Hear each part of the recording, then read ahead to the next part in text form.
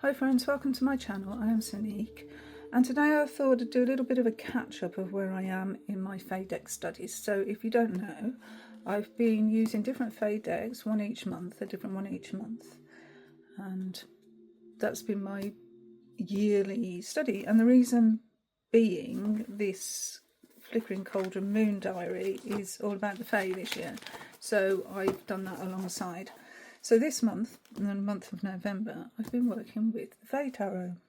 Oh my days. I've done a deck interview. We're on, as I'm filming this, it's the 13th. So here's my deck interview, and it's telling me, well, I'll just go through it. I did a lot of journaling on it as well, but in essence, this is the deck interview in essence. Okay, so what kind of reading will you excel at? And I got the Sun, so clarity, and it's going to be very clear deck. It says safety, certainty, truth, known things, definite things, the world of reason and intellect. I'll just put it over here.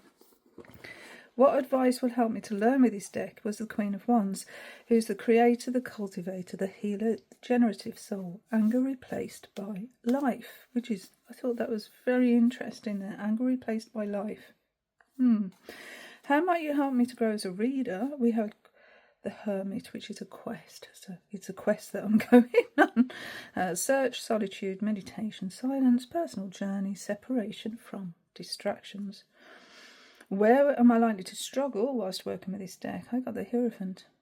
Advice, wisdom, experience, long and difficult speeches, formal communications, attention to details. How can I fully tap into the energies of this deck? And I had the Knight of Swords, which is ability, courage, impetuousness, anger, and the combative soul. This is a deck that pulls no punches. It's been very confrontational, shall we say.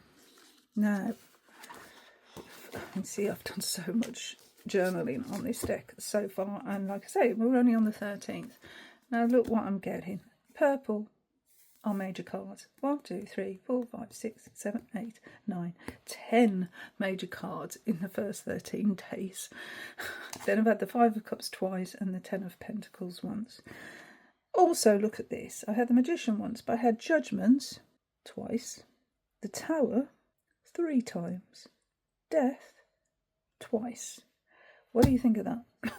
It's like, oh my days, what's going on? So what I did, I think in the first week, so the first week I didn't have this, but I managed to nab a copy of the actual full guidebook here, and I got this, I think, from eBay. Wasn't cheap, but I thought I need it because this is the deck that came with the Total Tarot magazine, and I'll put a link to that below. But if you look at Total Tarot magazine, it's just like a little jumping off point. There we go. With these decks, you don't get an awful lot of meanings, and I've been trying to work alongside that Total Tarot magazine and take the essence that they're giving me in order to just use decks with those meanings, which is what I did in the first week. In the second week, I went to this here guidebook, which is written by an Italian writer, so it's translated. Not always that easy to read, but it is a good guidebook, and by far superior to the Total Tarot magazine offering. So we get in the book, it's, let me see, 155 pages. So it's a really nice guidebook. It's got lots of little illustrations in here that the artist was drawing when they were getting together, having meetings together to discuss this deck. Now, Pietro Aligo is the artistic director of Lo Scarabeo since 1987. So, these are some of the initial sketches. Aren't they gorgeous? It goes into the history of tarot, Marseille, Thoth, Rider-Waite Smith. Again, with all these little illustrations and studies for what the deck would originally become. I like this section here. What about, why Fey? Why Fey? It says magical creatures have populated Western folklore for years, giving life to the legends of sprites, elves, gnomes, Fey. At times of sunny disposition, at times frightening, or even alien and diffident to larger folk. In different forms, the magic is manifested in all cultures and in all places over this green land. Fey creatures, or creatures who are magical by nature and who live apart from the odious mould that the industry of man has imposed on the world. And then he says, it is said that the Fey are visible only to the elderly or to children, but whether they are real is a question of faith. However, the energy they come from, whatever we want to call it, is real and always true. And I liked that. So it's given us the structure of the deck here. So we have chalices for cups. So the Fey that run through these cards are dreamers in love, sweet and sensitive. They receive an offer without fear or any vanity, demonstrating their open hearts without deceit. They are like clear running water. Isn't that nice? The swords represent the intellectual and conflicting world. They are wounded Fey, burdened by pain or responsibility. In the various images, they show their strength and their vulnerability. They find a melancholy joy in things and an immense strength with which they confront the world. Pentacles represent the physical world, objects, earthly securities. These Fey are linked to the world that surrounds them. They are part of it, often creators and craftsmen. The Wands is the world of man, what he does feels, asks. Man, not that big clumsy being that we are, but man the individual, that graceful primordial spirit that resides in each soul. That's nice, isn't it? And then we have a brief section on each card here in the majors. Yeah, which is great. So if you just wanted a quick reference, that's there. How it's structured, so we have a sentence, an image, a simple meaning, an advanced meaning, chosen symbols and reflections. So here we are, the sentence, the image, simple meaning, advanced meaning, the chosen symbol, and then reflections from Pietro. And these are the minors, so not quite as much information on the minors. Now I have actually done a full walkthrough of this deck, so I'm not going to do it again, but what I wanted to do was this spread here.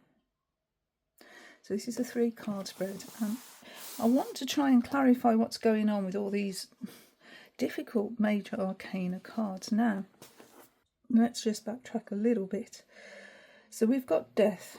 On the 10th of November was the 12th anniversary of my mother's passing, and it was a day when I was reminiscing. Of course you do, don't you, when you think about people that have passed in your life, because it isn't just my mom. It brings up all the emotions and the way I think about those that I've lost.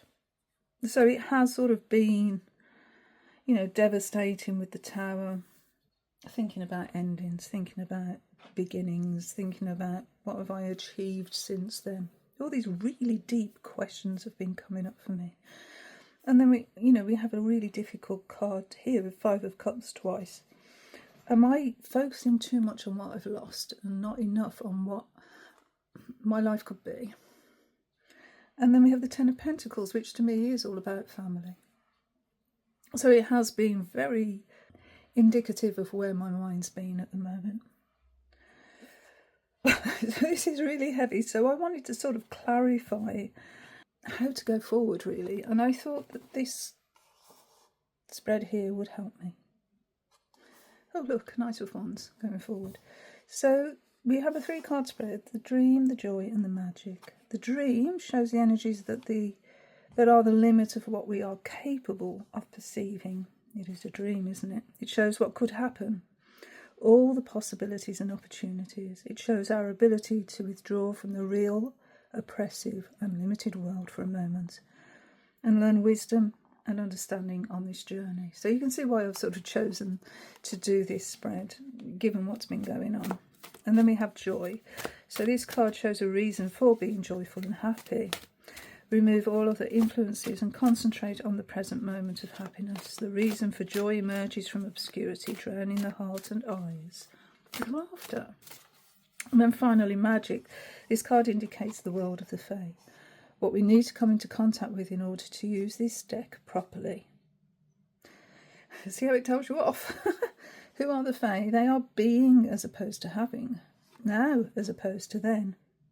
The possible as opposed to the limits. The magic in this card that indicates what can and will be if one believes strongly enough. It indicates the possibility of what might happen. I'm going to do this spread. Okay, so let's have a look at our dream. Take the death card. Today's card. So the dream. What could happen? The possibilities and the opportunities in front of me as I withdraw from the real world into the dream world. What possibilities are there?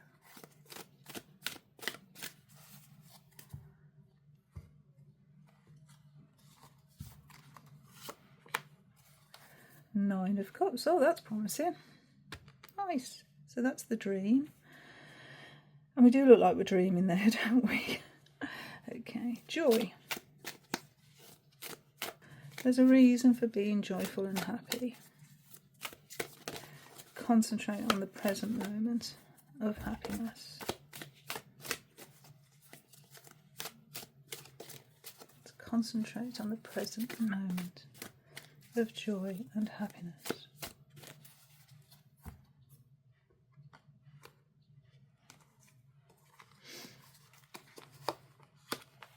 Page of Cups. So we've got the cup suit in abundance here.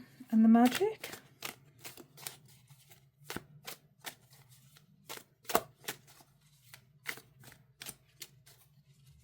The possibility of what might happen if we believe in the Fey magic.